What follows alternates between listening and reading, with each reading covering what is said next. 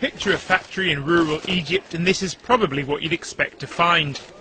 It's locally owned and staffed by local workers, packing vegetables grown in the nearby fields. But just a few hundred metres away, another factory is being built for something far more high-tech.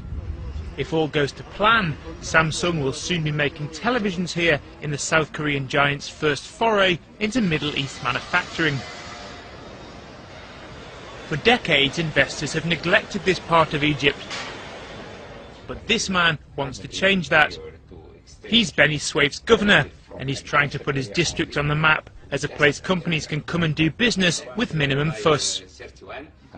I put myself in the investors' shoes. We give them answers to all the questions that would make them either invest here or go somewhere else.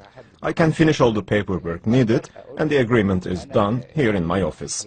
And if the investor needs any paperwork done in Cairo or approvals, I make the necessary calls.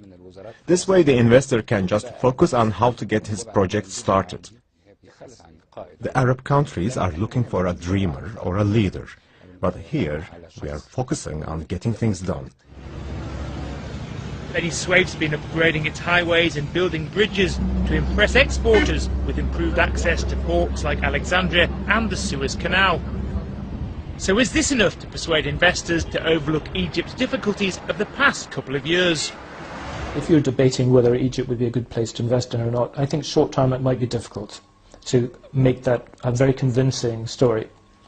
But the fact is that political noise tends to dampen over time.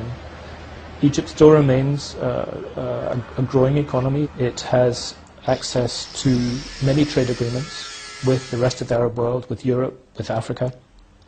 Its proximity to Europe is immensely helpful, given those trade agreements, because quite a number of European companies are looking to find different countries to relocate to for manufacturing. Now about 500 people are currently working here building the factory, but the plan is that once it's opened, several thousand will have jobs. Now this is a region with very high unemployment, and so in good news for the local labour force, one condition of this building going ahead is that 80% of the staff must be from the local area. And despite this region being new to industry, the company is confident of meeting that target. One of the reasons why we decided to invest in Egypt is because the population stands at over 90 million. The key members of our team will be recruited from Cairo, but we'll hire engineers from local universities and local secondary school leavers to work on the factory line. In a very short space of time, we'll be able to train our staff without any problems. For people living in the towns and villages nearby, that sounds pretty hopeful. But are the would-be workers convinced? I graduated in 2001, but since then I still haven't found a job. The youth like me have had a lot of promises. They said there would be changes in the first 100 days of the government, but up until now, nothing happened, and it is useless.